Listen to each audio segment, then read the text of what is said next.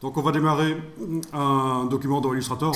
D'abord je vais vous parler d'une chose assez essentielle, c'est les couleurs dans Illustrator. Ça va aller assez rapidement, vous allez vraiment comprendre qu'il y a des gens qui se compliquent la vie, des gens qui utilisent Illustrator depuis des années et des années et qui se compliquent inutilement la vie. Donc on va faire un nouveau document. Un document où on va partir sur les formats. On va partir sur les formats habituels, genre A4. C'est ce qui est proposé ici, A4. Vous pouvez prendre A4 pour orientation paysage. Donc c'est pour l'impression. Et évidemment, on pourrait faire un document pour le web. La différence, c'est que les dimensions du document se définissent à ce moment-là en pixels et que le mode couleur est du RVB et non pas du CMJN. Mais là, on va démarrer sur l'impression. Alors, je vous préviens tout de suite, le format dans lequel on travaille dans Illustrator a de l'importance.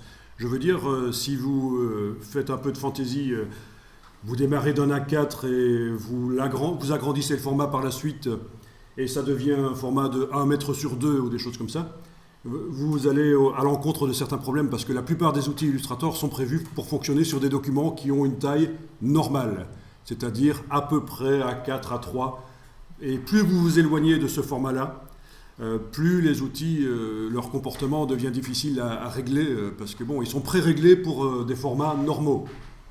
D'accord, donc un format de 1 mètre sur 2, ce genre de fantaisie, c'est techniquement possible, mais quand on veut faire la créativité, on va éviter. Et dans l'autre sens aussi, travailler sur un format minuscule de 3 cm sur 4, on va dire c'est du vectoriel. C'est du vectoriel, c'est pas des pixels, donc ça n'a pas trop d'importance, la dimension du plan de travail sur lequel je travaille. Mais pourtant si, pour le comportement des outils et le pré-réglage des outils. Pas pour la qualité de ce qui va être produit, parce que c'est des descriptions mathématiques, qu'elles soient en 3 cm sur 4 ou en 1 mètre sur 2, c'est des descriptions avec des points, des vecteurs, ça passe. Et donc voilà, ça c'est une chose importante à connaître.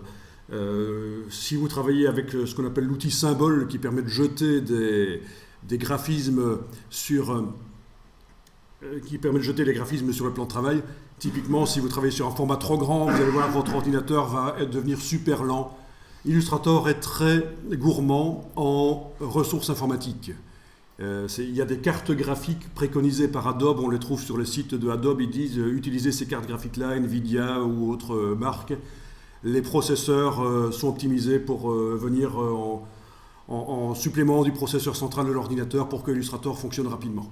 Donc, contrairement à ce qu'on pourrait croire, et certaines personnes vont vous le dire, certaines personnes qui ont commencé avec Illustrator dans les années 80 ou début des années 90, ils vont vous dire, mais Illustrator c'est super simple, c'est un petit logiciel. C'est vrai que dans les années 90, on le mettait sur les machines les moins puissantes dans les boîtes, dans les entreprises. C'était le logiciel qui allait sur les machines les moins puissantes, et les machines les plus puissantes, évidemment, c'était Photoshop. Mais ce n'est plus vrai aujourd'hui. Illustrator est très gourmand en ressources. Alors, vous avez ici les options avancées et vous voyez que d'office Illustrator vous propose de travailler en CMJN. C'est très mauvais parce que ça va vous brider votre créativité. Dans Illustrator, vous allez évidemment créer des formes, mettre des couleurs. Plus vous avez la possibilité de mettre des couleurs différentes et vives, plus le travail créatif sera facile.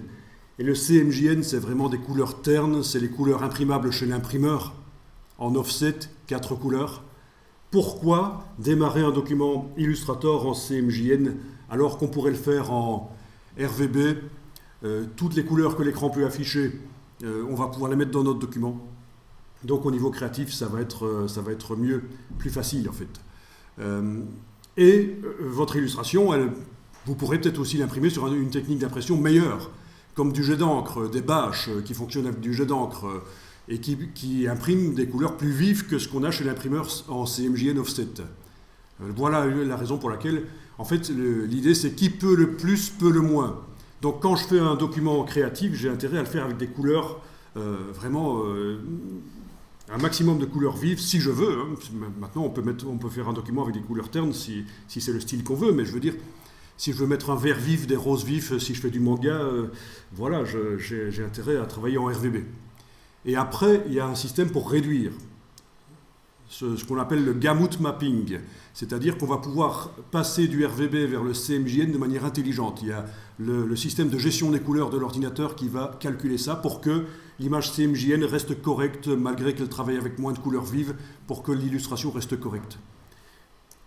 Donc, ce qu'on va faire ici, c'est passer en option avancée et couleur RVB. Et on va donc créer ça. Alors, les effets de pixelisation, c'est les effets spéciaux dans Illustrator. Ils vont être rendus à 300 pixels par pouce. À un certain moment, il est possible que l'ordinateur devienne trop lent et qu'on soit obligé de demander un rendu, un calcul des effets spéciaux comme les ombres portées, les effets de biseau, tout ça qu'on peut mettre sur les formes, demander à 150 ou à 72, voire même 36. Comme ça, ça va alléger le travail de l'ordinateur. Les effets spéciaux, les ombres, tout ça vont apparaître pixelisés pendant que je travaille, mais à la fin, quand le travail est fini, je peux remonter à 300 pixels par pouce et faire l'exportation vers tel ou tel format. Vous allez voir, on va tester ça. Ok, donc dans un premier temps, vous pouvez laisser en 300 pixels par pouce. On prend le format lettre. Bon, donc j'ai pris le format lettre. Ok, vous avez pris le format lettre aussi? Ok, on va aller voir pour le format.